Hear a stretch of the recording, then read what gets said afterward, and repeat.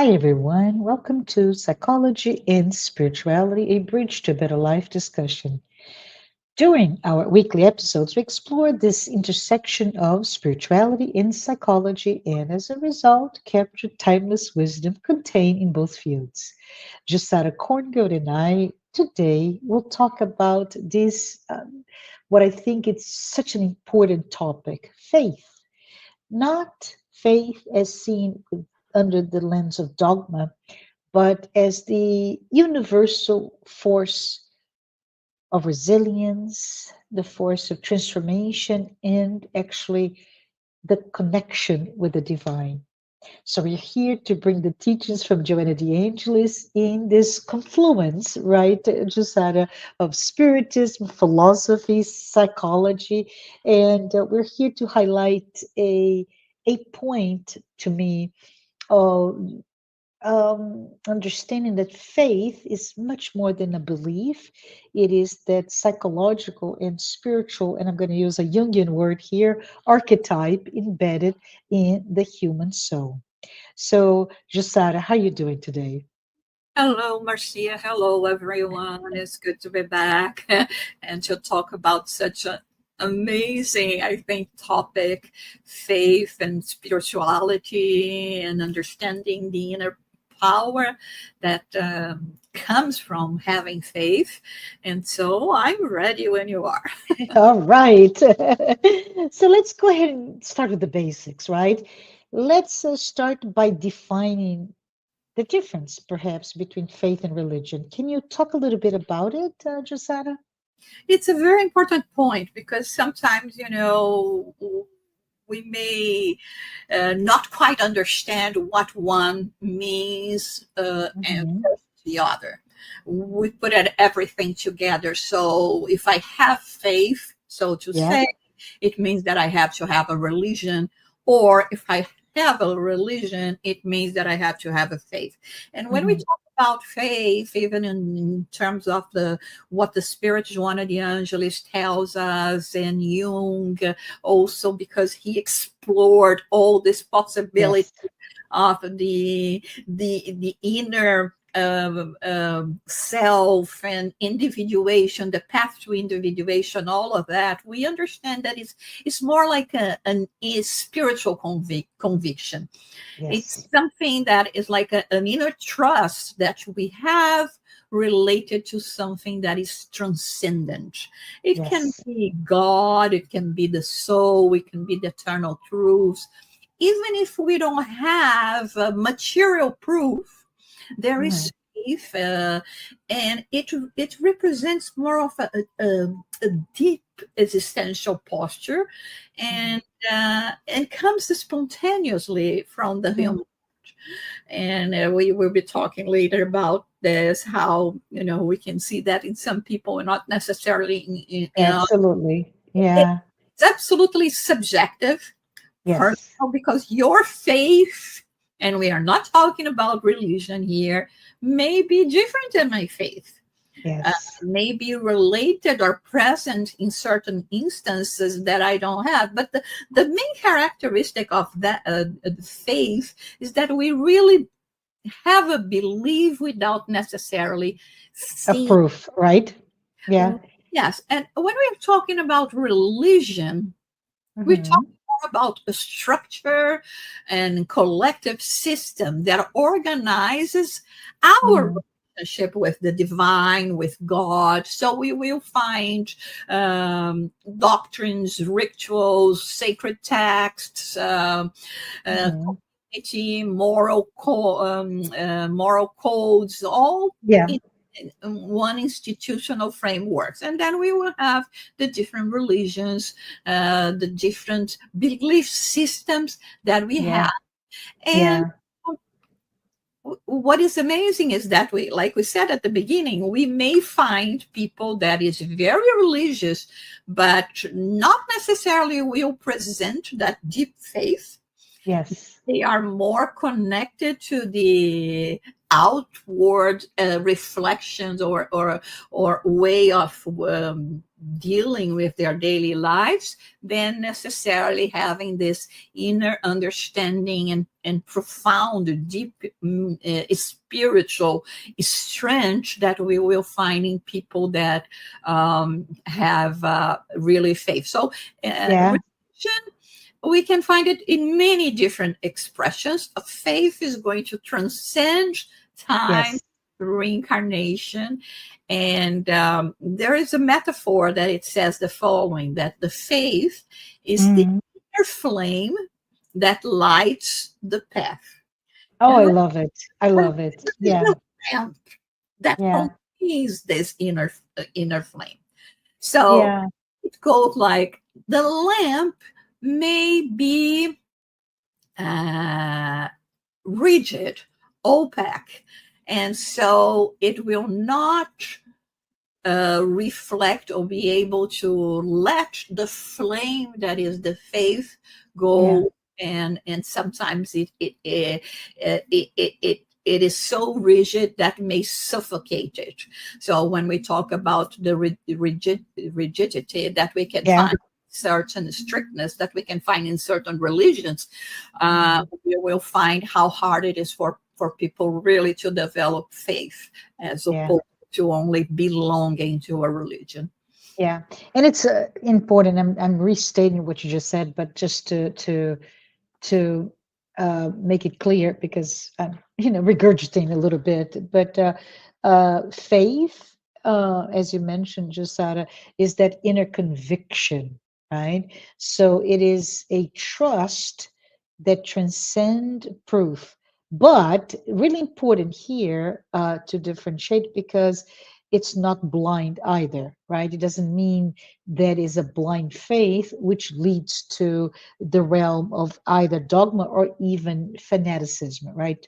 But I think it's important for us to understand that the expression of one's faith, given a certain structure or religion, may be not equal between me and you and 8 billion other people, right? Because it's while faith is universal, religion is temporal, right? It belongs to time, culture, and even traditions of a given era or given geography.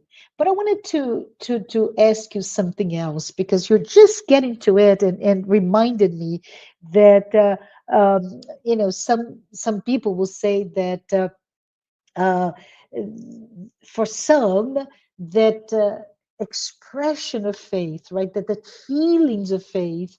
And when I say that, I immediately just had to go to a beautiful sculpture by Bellini in Rome, the ecstasy of Santa Teresa, right? That ecstasy because you feel God so close to you, that feeling of faith for some is natural, right? We can even call it genetic. But can you perhaps explain that from a more spiritual perspective? Maybe we can bring a little bit of light into why some and not all. Okay, since you mentioned faith as not being related to any blind faith or Mhm. dogmatism, I think it's important for us as well to mention that when we are again talking about faith, we are talking about some transcendental something, that Yeah. can represent an intuition, not necessarily deity, right, like God, but like we were saying before, faith in the soul, faith Yeah. in yourself, faith in possibilities. Of course, we tend to only talk about faith when we are talking about religious Mhm. examples, and of course, in this case, as you know, sometimes people say, "Oh my God, how come this person has so much faith? It must Yeah. genetic." And I mean, we just say that without knowing their parents or their ancestors. We just go and say Yeah. it must be genetic. And it's not, according to Joanna de Angelis, more like a transpersonal memory, because Mm. here we are talking about, the Mm. piling up of experiences, knowledge acquired in different existences. We are Yeah. talking about reincarnation. So we will see that in the life of saints, how from Mhm. early age they show such a devotion, such an inclination towards. You know, Jesus or the scriptures or Mm. whatever, any other religious book or Yeah. faith, Yeah. that definitely comes from other incarnations, to the point that sometimes the family is uh, related or is have as faith a certain religion, and the Mm. child is going to look for a different one. So Yeah. it is not something necessarily that we inherit. We may inherit the habit of, going to the temple, going to the church, Yeah. and learning the scriptures, but the thing is, it is Mm. related to the maturity of the spirit. So Yeah. it's something that the spirit is going to be carrying away, carrying with it towards other incarnations, in relation to moral, emotional, Mhm. intuitive lessons, and it's going to grow from that each time more. So Mhm. this is why sometimes we see people that have this connection, and Mhm. also mentioning, you know this in relation to other occupations that may not Mhm. necessarily just be related to a religious aspect of life, but it can Mhm. be related to other aspects of life, like, architecture. Yeah. You say, Yeah. I dreamt about a building, I see the building here, and people will tell you it's impossible. I imagine that, like here in New York City, I'm thinking about, the pioneer that decided to do the Yeah. Brooklyn Bridge. And I Yes. remember the one, the Eiffel, the Eiffel Tower, well, that as well. I mean, they would tell these people constantly, it is impossible. Engineering cannot go to such extremes. It is Yeah. impossible to have a roof that is heavier than the columns, or, things Yeah. like that. I'm not an architect, uh, but Oh, you're talking to me, right? yeah. It's you're getting those examples, and you're getting Really. really deep. Yeah, I do have an architecture degree, and I'm not an architect, but you're right there, right, with Florence and the cathedral, with the cupola that said no, it can't do it, or the Pantheon in Rome, or the Eiffel Tower, as you said. It's just interesting And the feats of paintings imagination. are Yeah, shallow, you know. I yeah, can only imagine when Michelangelo, when yeah. someone had the idea, oh, let's paint on the roof. Okay. And Today, we, the roof is not straight. It's to the side, and it's like, how did you do this?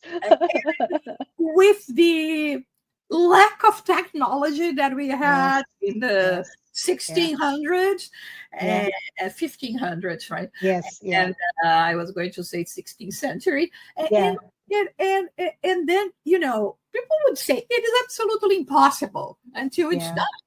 yeah, And how absolutely. and why it is done? Because those people had faith in themselves. Yeah, I just wanted and it's not in faith, but it's an example that comes to my mind from a feat of architecture. You may not know him, but Gehry, who is known for their exquisite works of architecture that is really just a sculpture. It's very amazing. There's not a single straight line in his buildings. So very interesting in a field that so many people, I'm talking about the construction, the materialization of a dream, right? And usually it will come late and super over budget, etc. And I just read the other day that Frank Gehry's 100% of all his buildings, crazy as it is, none of them came late or over budget. So not faith, it's the work of doing something really well. But when we talk about I even you're saying New York, just out of the Empire State, right? Just to get the sheer height at that time for that building, it is incredible, and it takes that vision, faith as a vision in something like that, right? Yes, Yeah, absolutely. So I yeah, think it's important for us to expand our yeah, idea, and then people yeah, say, "Oh, you're talking about a synonym of believing." Yes, it yeah, is believing, but yes, believing without seeing, without yeah, necessarily seeing, because all these innovations that the innovations that we have, it was yeah, because someone yeah, believed that enough to yeah, make those things concrete to yeah, us. All the inventions that we may talk about. So it is really fascinating. And I think it's very important, and as a lesson to us, since we are talking, always trying to bring that to us, to ourselves, to how am I yeah, going to apply this to my daily lives, in the sense of, yeah, believe in yourself, have yeah, faith in yourself. Sometimes it's because uh, we have a whim that I want to pursue a certain career, a certain yeah, area, and you do not have the talent for that. But it yeah, doesn't mean that you don't have a talent. You just have to focus on it and look for in your inner self, what's your talent. yeah. And there are so many. Yeah, and I love that you reference back my favorite parable of all times, right? The parable of the talents, right? But Jussara, in one of her books, Joanna talks about the idea that human beings, in essence, is a religious animal, right? Mhm. And so it's in what you're talking about, that almost genetic essence of the person is expressing its own faith in what however shape or form. And when we talk that faith, we're talking about that deep connection with the divine, with the sacred. And I just wanted to maybe share a little bit about Jung, and Joanna references how Jung references that as the psychoid archetype. But many people look at that thinking, psychoid, what do we mean? Right? Is this something pathologic that you're bringing here? And what he means is really is the archetype of the self as a manifestation of that inner spiritual drive. And I love it because what the spiritist connection with that is how it really resonates what in the spirit's book, question 621, we understand that the divine law, right, the laws of God are inscribed in our soul. So if it goes back to Jung and faith, right, the psychoid archetype, as he calls it, the psychoid archetype of God is like, and I think you referenced already with Joanna de Angelis, that spiritual memory of our eternal, this is beautiful, eternal relationship with the Creator, right? And it goes across many different incarnations. So I really appreciate you bringing that up for us as well. But if we continue, we have a few more minutes together. I was wondering if we can go back into memory lane, right? Into history. Can you comment perhaps on how, and we're talking about 3 centuries ago, right? How the rationality that took over those scientists. We're talking about the innovators of the 17th century, how they paved the way for what at the time was a confrontation between those rational science and those dominant religious doctrines at the time, right? And if you keep thinking in terms of what happened at the time, it kept increasing, right? Rationalism and rational thoughts really kept growing into the moment that it reached its peak at the end of 19th century and even the beginning of the first half of the 20th century. And we start to see, collectively speaking, all of us distancing ourselves from God. And I think the famous Nietzsche's quote, right, that God is dead, or even like him, some other nihilistic or super materialistic view of the world. Can we perhaps talk a little bit about what was going on in the world, and maybe what's going on today, 21st century? Since you mentioned Jung, I think it's very important also um, to say uh, how important was his presence among us, and Mhm. how, in a good way, revolutionary his teachings and his experiences and his deductions were for the time. Because, as you said, we were living in a time starting in the 17th century where there was a rise in rationalism. Yeah. So he was considered, as Joanna de Angelis mentioned, was one of the first academics to not worship absolute rationalism in relation to the universe. He had a much open mind Mm-hmm. in relation to all that. And even when we mentioned the quote from Nietzsche, Yeah. we have to mention it well, Yes. because he didn't say God is dead.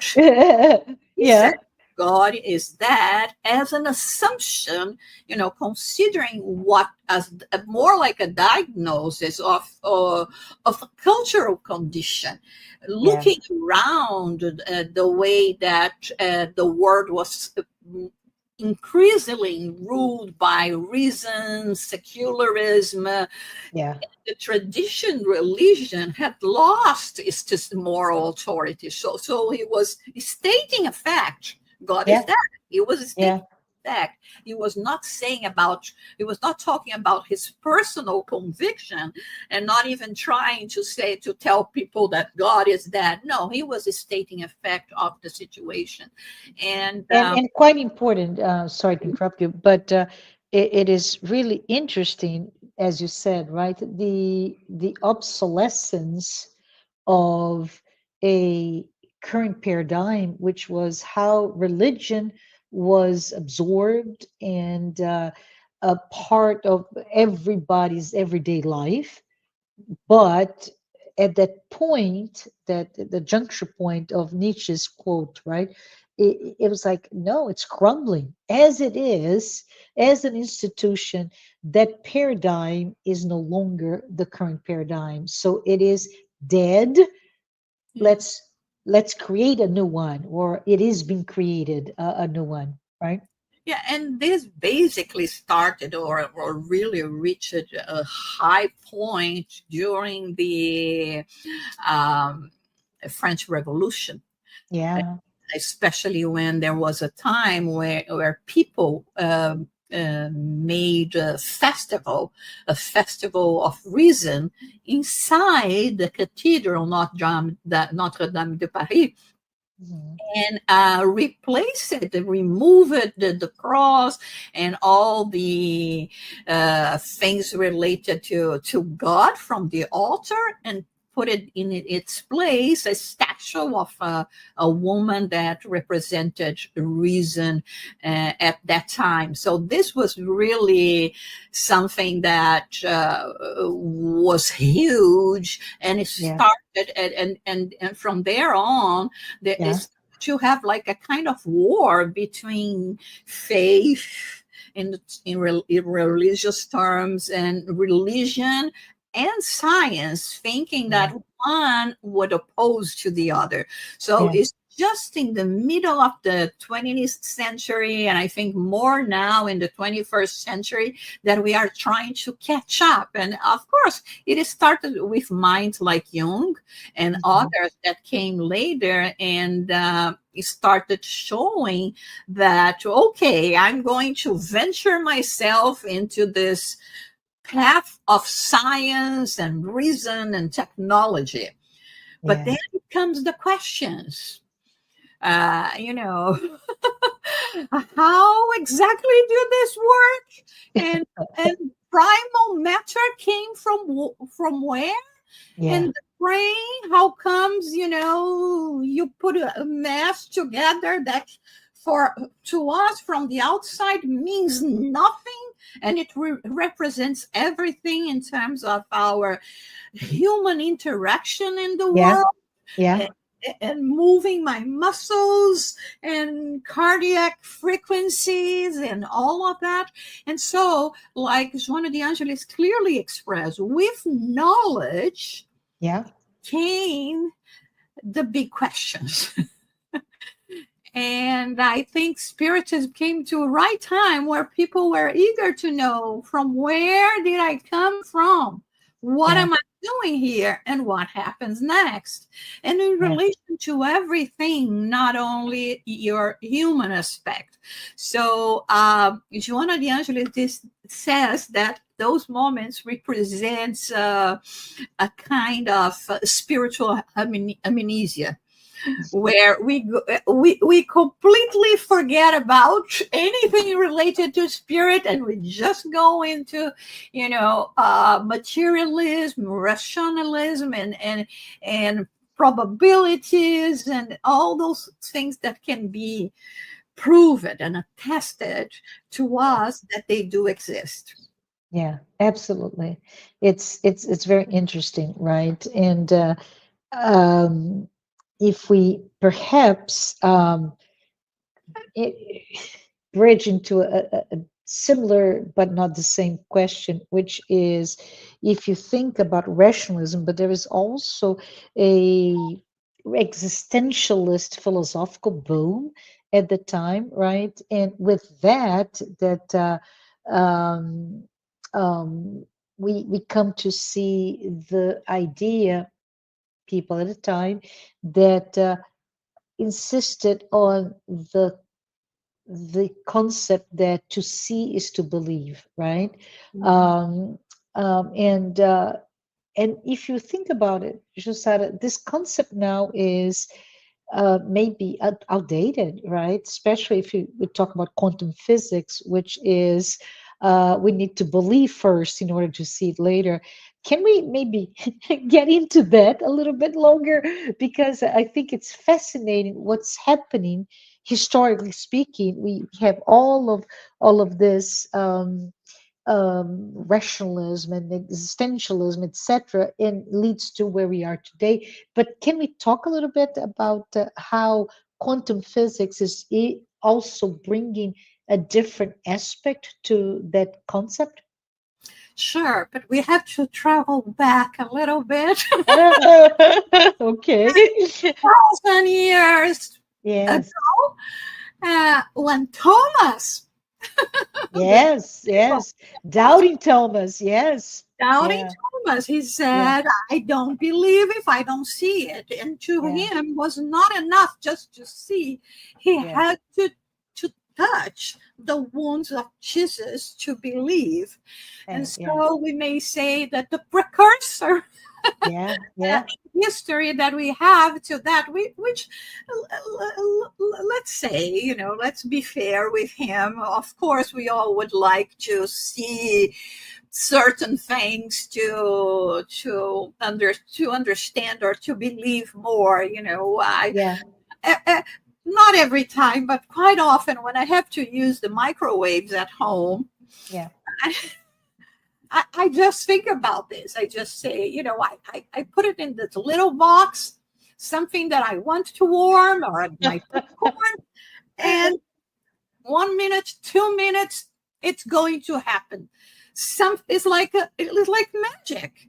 You put it in this little box, you don't see anything, Mhm. right? You don't see anything, and then it happens. It comes, there, the popcorn, and the food is warm, and all of those things.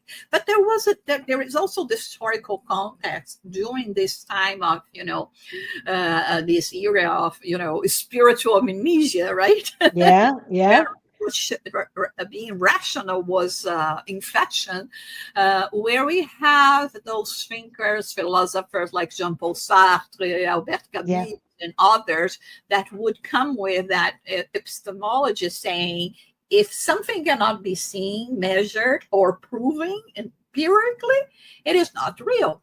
yeah, So we go with that because it's very a very simplistic way of going about in life. But then quantum mechanics came and changed it completely. This way of viewing things with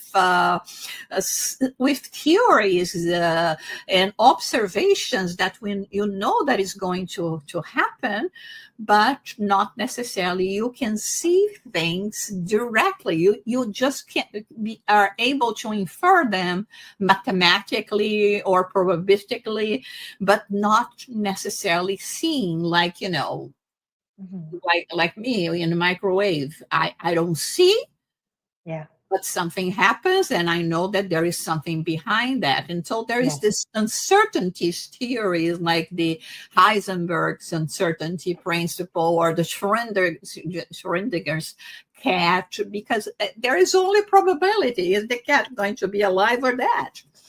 You cannot say. yeah, It's just a certain implication now, is that belief precedes perception.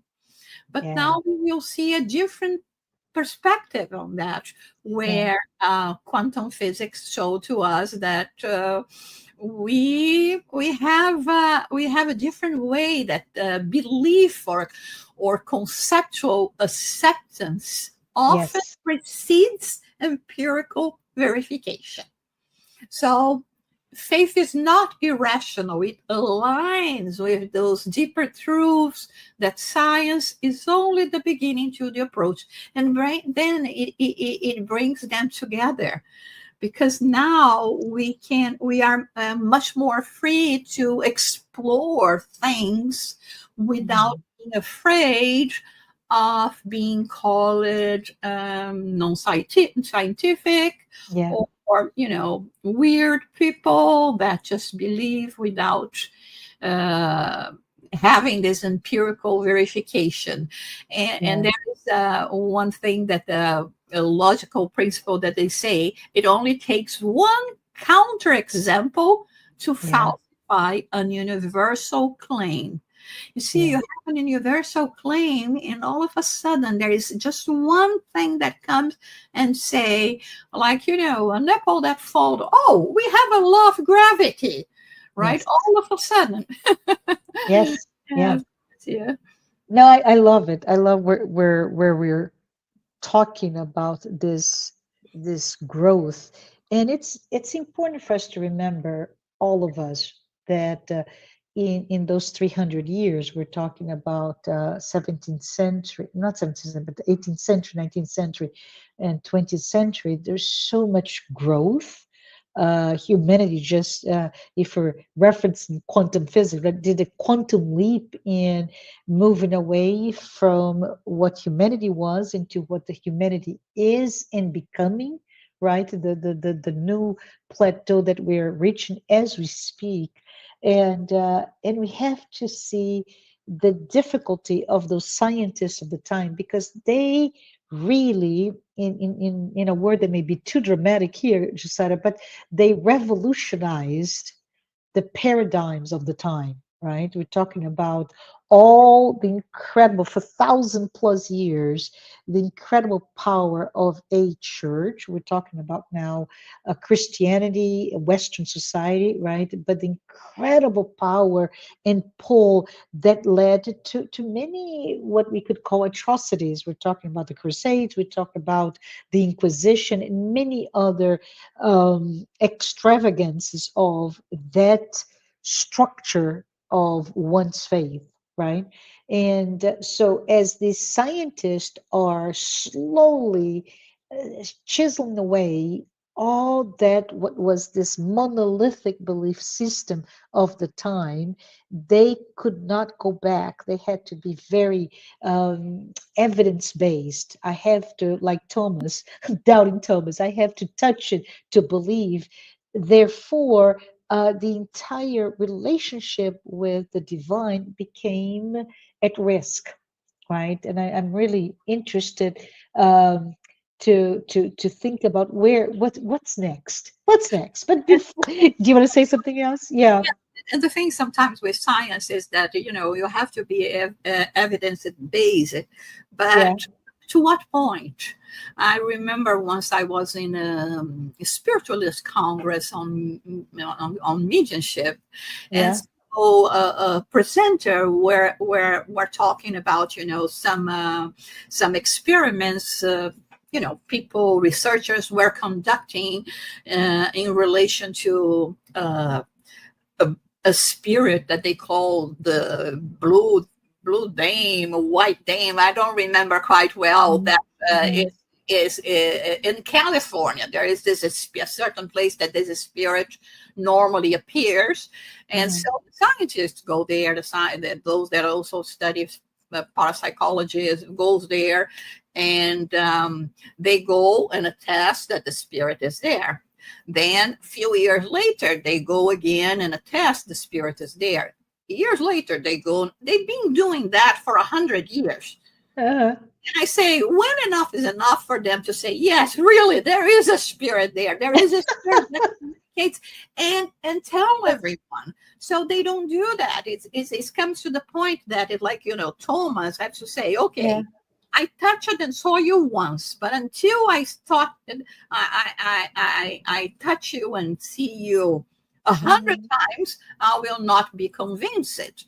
And so yeah, there is this difficulty that we have of, you know, having to let new paradigms be introduced yes, in our lives. And yeah, when we think about those scientists, like you were mentioning, Louis Pasteur, yeah, he yeah, was ridiculed because he was looking for something that could not be seen.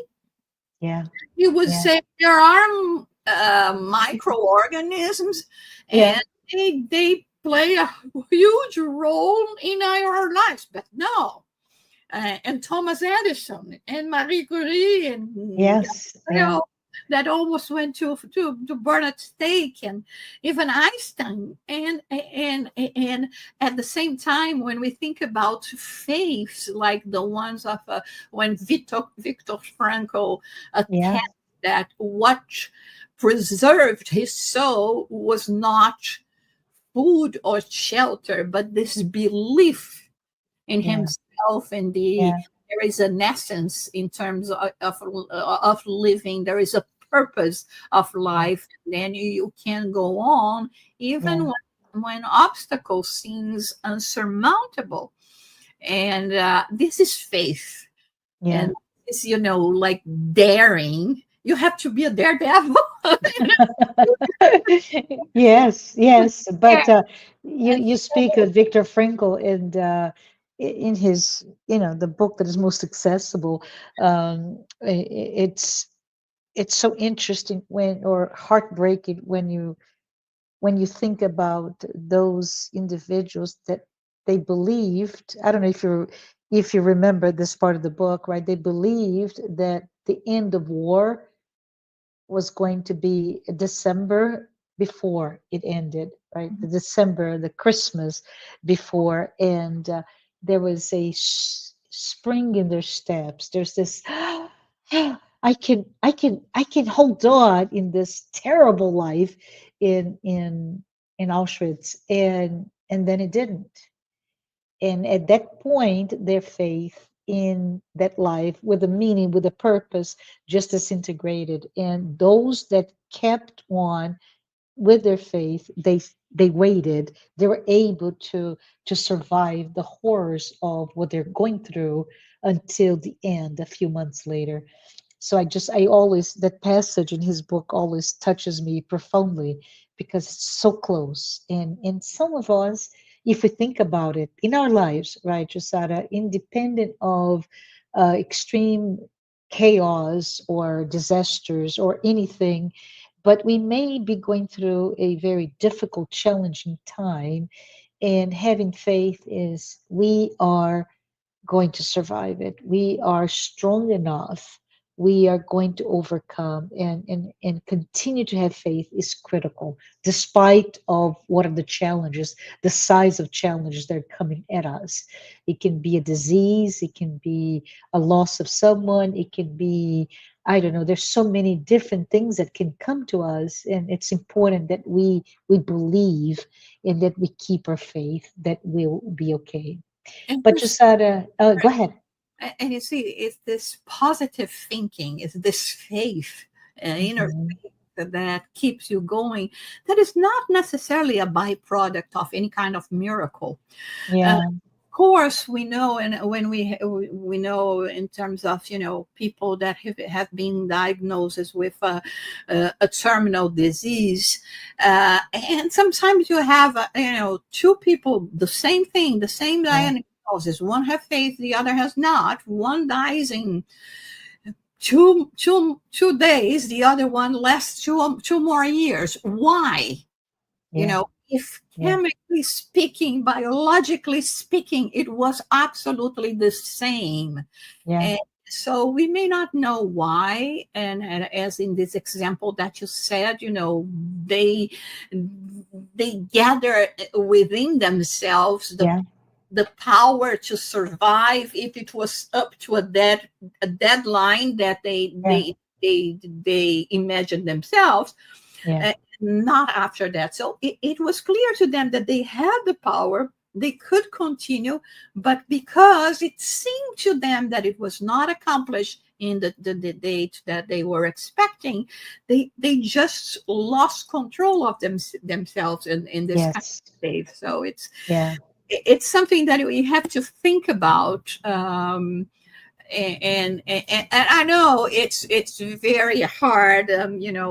Many of course, most of you that are hearing us now may not know that I have been this year. I have been through a lot of struggle and had to go through, nothing new, things that people have to go sometimes, when you get to a certain age, and spine surgery, and the recovery has been very hard. It's yeah, been 2 months since the surgery, and I'm still not able to walk. And there are times that I think I'm not going to walk again, and immediately I come in.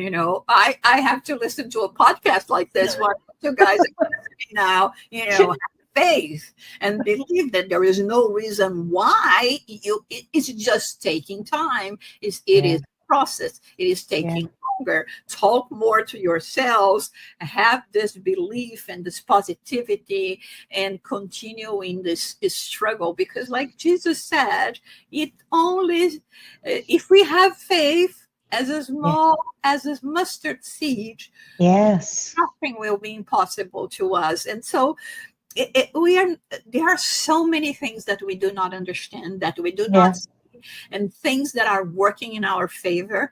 And now, spiritually speaking, we are discovering a whole new world of possibilities of me doing out of body experiences, of communication with spirits, of spirits living and having their activities, all of those things. And yeah, me returning again in a new body. Of course, my spine will be better that time. yeah, time. And but this is it. We cannot lose faith. We cannot lose faith in ourselves because, Yeah, you know, in my case particularly, if I lose faith, I'm not going to be working properly well the way I have to do, you know, go through the path yeah, where there is necessary physiotherapy and all of those things, the exercises and certain foods and medicine that will help me improve overall. If I don't feel like things are working, I'm going to give up all of that. And of course, yeah. they are not going to work. And then you will say, see how it didn't work? It didn't work because you didn't do your part. Yes, Help yes. yourself, and heavens will help you. So Yeah, that's what I yeah. have in mind now. Yeah, but you mentioned, right? So it's Matthew passage, which is beautiful. If you, where Jesus says, if you have faith as small as a mustard seed, you can say to this mountain, move from here to there, and it will move. Nothing will be impossible for you. So, Jussara, nothing is impossible for you, and for all of us here, nothing is impossible for us. And of course, Jesus was not talking about moving geological formations, right? It's important for all of us to remember that when he speaks of the mountains, he's really talking about all of our inner obstacles, our inner struggles, our fears, our limitations, old pattern, even spine surgery, right? They all seem incredibly stuck and unmovable, but with faith, right? I love the visual. The mustard seed is about this big, right? But as small as it is, it's all it is required because it will work the same way when nurtured. That little faith, small as a mustard seed, will transform our inner life, our difficulties, our challenges, our external circumstances, and we just need to understand the power of faith. And I'd say, um, if we're going back right to what we discussed today, I love it because we went from enlightenment, rationalism, to spiritism, to Christianity, from quantum physics to those teachings of Jesus. We can say faith isn't just a feeling, it is indeed a transformative force. Josara, before we go, do you have any thoughts that you want to leave everybody with? Yeah, again, just I think to uh, finalize this, faith, it is the conquest of the spirit through our evolutionary journey. It is something that we will have to do to go through our process of individuation. And religion may come and go, but the Yeah, inner certainty born of experience is always going to remain. So let's think about it. Let's, you know, um, have faith, put fear aside there. yeah, yeah. Create this new world, because if we are imagining, it is possible to happen. I, Let us imagine good things yeah. and good things, good thoughts to the world, and and then we will see how far this faith can go and change everything in Oh, our surroundings. thank you, Josara. Thank you, everyone.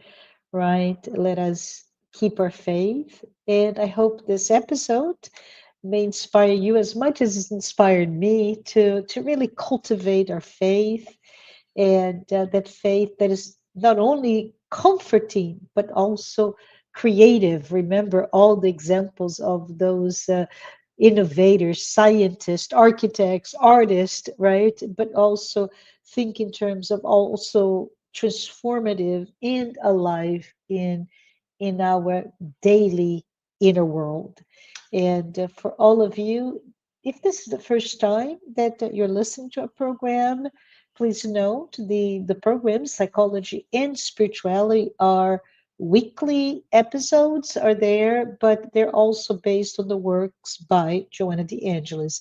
We hope that we're able to take some nuggets from our conversation to perhaps expand your own concepts of spirituality and psychology.